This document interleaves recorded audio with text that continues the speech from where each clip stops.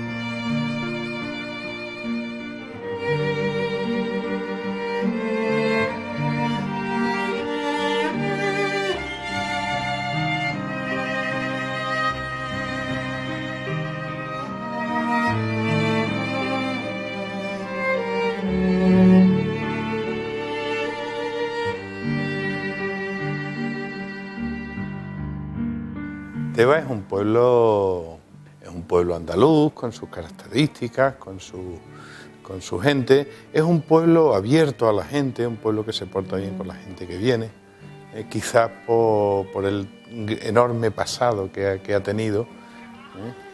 Y es un pueblo donde yo creo que la gente que viene de fuera se acoge muy bien, se lo pasa bien, disfruta.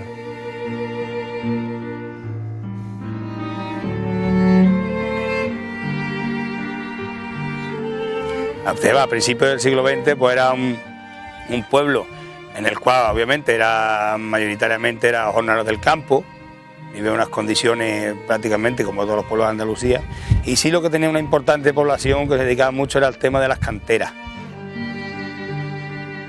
Teba ha sido un pueblo luchador, trabajador, con un movimiento sindical que ya había en aquellos tiempos gente sindical en todos los gremios, en carpintería, en herrería, albañilería, en todo eso. Era Teba más chica que hoy en las edificaciones, pero más grande que hoy en persona. Las tierras de Teba están en manos de muy poca gente, de 3, 4, 5 grandes propietarios, y que a veces, pues, digamos, regían el destino de la población a voluntad. Hay quien dice que Teba era un pueblo muy revolucionario, pero Teba lo que era un pueblo esmayado, como se dice aquí. A la gente la levanta el hambre. La vida cuando la República era malísima, y me acuerdo yo más bien que el mundo, malísima.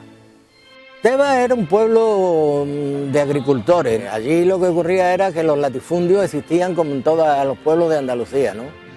En Teba ocurrió un caso antes de la República, donde los campesinos se sublevaron y tuvieron que intervenir las fuerzas de orden público, sería la Guardia Civil seguramente, ¿no? Y hubo muchas personas allí que a través de de la sublevación que hicieron pidiendo pan y trabajo, que es lo que pedían precisamente en aquellos tiempos, pues fueron detenidas y condenadas y a raíz de ahí a ese pueblo se le denominaba la pequeña Rusia, ¿no?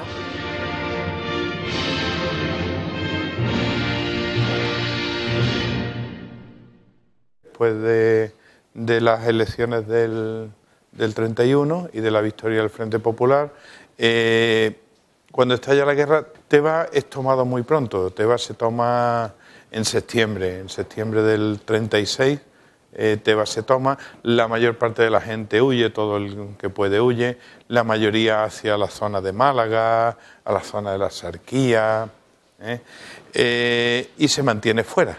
El 14 de septiembre, cuando entran las tropas nacionales aquí, pues el pueblo prácticamente está vacío, porque no hay nadie, todo el mundo se ha ido de huía, como los viejos lo recuerdan, cuando las huía, buscando siempre, pues temiendo obviamente a las represalias de los nacionales, ¿no? La gente huye despavorida porque ya tiene noticias de los que vienen haciendo, de los pueblos limítrofes que hay también por la parte de la serranía y demás, de lo que estaba ocurriendo. Y entonces la gente de Teba se dispersa a través de Coín, Cártama, a través de las montañas se van acercando a Málaga, ¿no?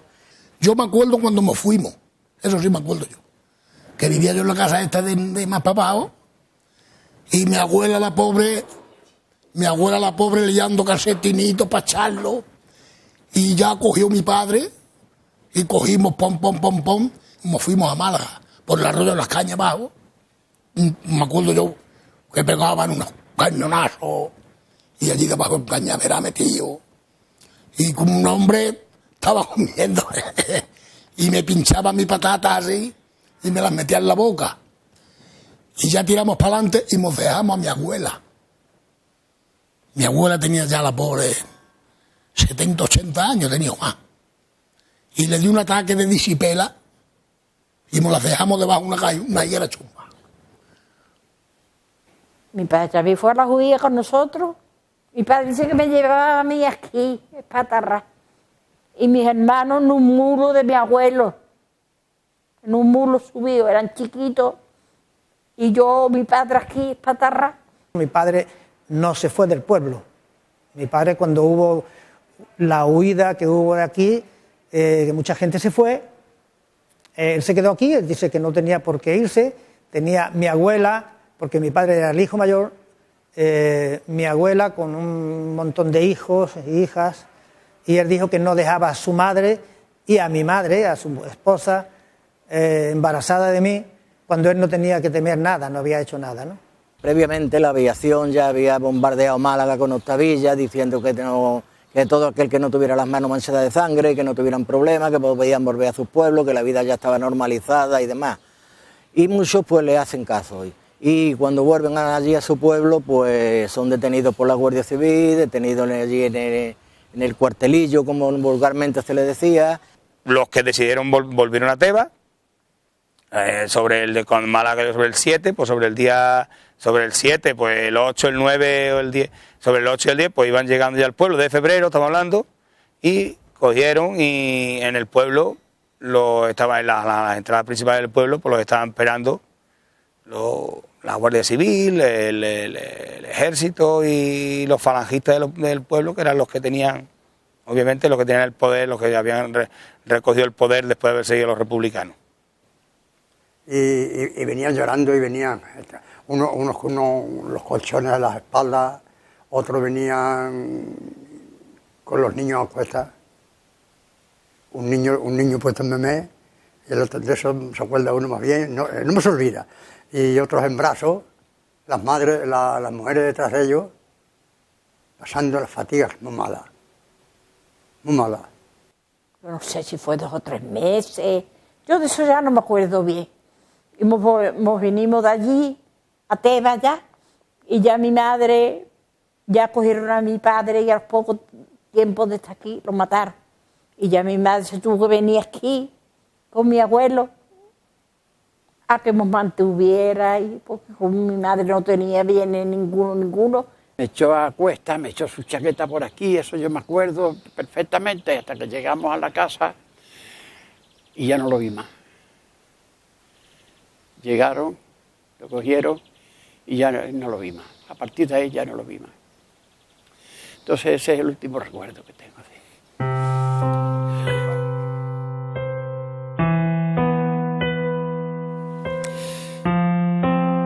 él. Dice, por la abuela, que le decía, de momento que lleguemos nos coge. Dice, bueno, ¿y tú que no has hecho nada? ¿Por qué te van a coger? Vamos a quedarnos aquí, decía mi madre, mi abuela. Vamos a quedarnos aquí, así pasa la fuga esta vez. Y bueno, digo, nosotros, ¿y has hecho algo? Si él no has hecho nada. Y nada más llegaron, lo cogieron, ya está, se lo llevaron, ya no vieron más. Se lo llevaron y lo metieron en la cárcel y le dijo a mi madre, dice, tráeme ropa limpia porque estaba trabajando. Y luego el pañete se lo remangó y se fue con ropa de trabajo. Tráeme ropa limpia cuando venga esta noche, tráeme la cena. Me trae ropa limpia, que iba yo con ella, pequeñito, que me van a tomar declaración. Iba yo con ella y entramos donde está ahora mismo el convento de las monjas. Y en la frente, una habitación larga, en un rincón había un cura confesándolo. Iba yo con mi madre de la mano, mi madre llevaba la ropa, yo llevaba una ollita con el cocido, que es lo que se comía antes de noche, el cocido. Esa fue la última vez, ya no lo vi más.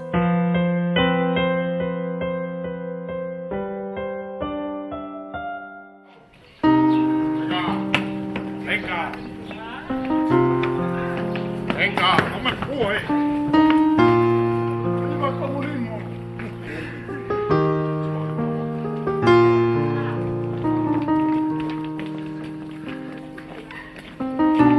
¡Viva la República!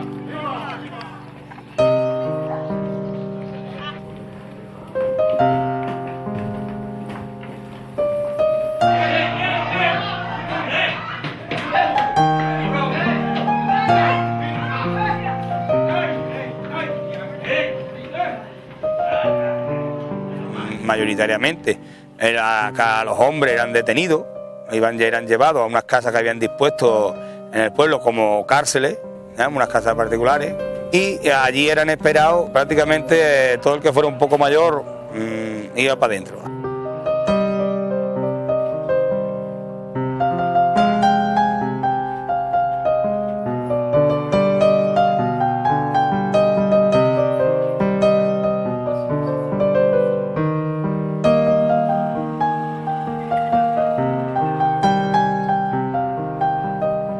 Fueron 83 mujeres, la cortesana, la madre de la niñita de Algarroba y la turca. Y cuando mataron a los 80, o una amiga mía, era amiga de Nueva, o estaba embarazada de 7 meses.